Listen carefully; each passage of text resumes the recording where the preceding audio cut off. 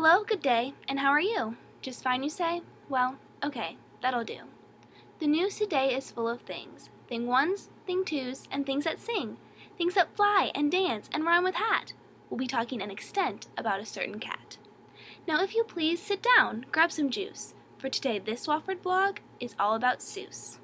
The story begins on March 2nd, 1904, when Springfield, Massachusetts welcomed Seuss Geisel, Theodore. For the purposes of these, we'll call him Ted. It's shorter and better for rhyming, she said. Ted left Springfield as a teenager, thirsty for knowledge. In order to gain it, he attended Dartmouth College.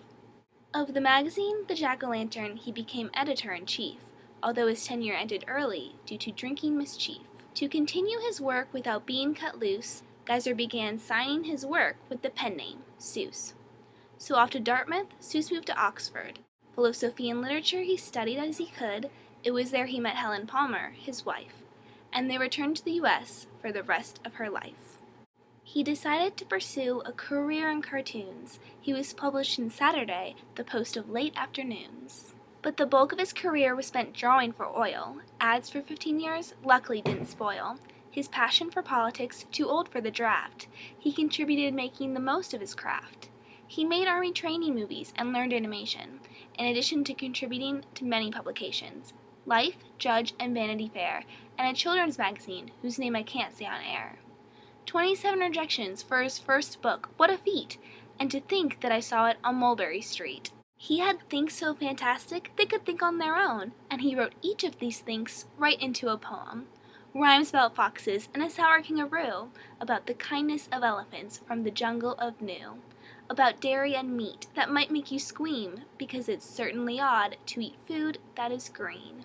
Though Geyser wrote stories without moral in mind, his books were no stranger to things of this kind. Plentyisms aplenty there were to be found, turning books written for kids into something profound. Internationalism, the arms race, equality, and so. Richard M. Nixon, will you please go? He wrote books for grown-ups, a few you will know. Popular for graduates, oh the places you'll go. When Ted didn't illustrate for the books of his league, he used his name spelled backwards, Theo Lessig. According to Life magazine, 1954 May, illiteracy grew from dull books of the day, so William Ellsworth Spaulding made a list of 348 words that he missed. Spaulding thought the kids who knew vocab were nifty. He asked Geisel to cut the list down to 250. 236 words, all came that, the best-selling success, The Cat in the Hat. Retain the imagination, verse, and style, it could be read by young humans who only read for a while. Geisel's works were adapted and animated. The first was Horton Hatches the Egg, which nobody hated. In 1942, it was a Looney Tunes edition, featuring a suicidal fish and Katharine Hepburn imitation.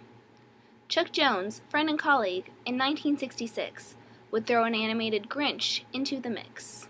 It's considered a classic and thought more than okay. It's broadcast each year around Christmas Day. Mrs. Geisel was ill, I'm sure that you've heard. 1967, October 23rd. It was on this day that Helen died. She committed suicide. The following year, 1968, Audrey Stone Diamond married Ted, her old mate. Theodore Geisel said this of your children, you have 'em, I'll entertain 'em. Then, he died following illness in 1991. He was cremated and his widow would become the guard of his legacy at Seuss Enterprises. Audrey protected his work from many bad surprises.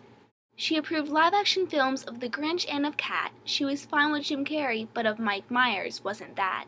She declared no more, but still allowed CGI, and in 2008 Horton received praise that was high. In Orlando, Florida, Seuss Landing was created. Its lack of straight lines made people elated. Into over 15 languages he has been translated, and 222 million copies means people appreciated.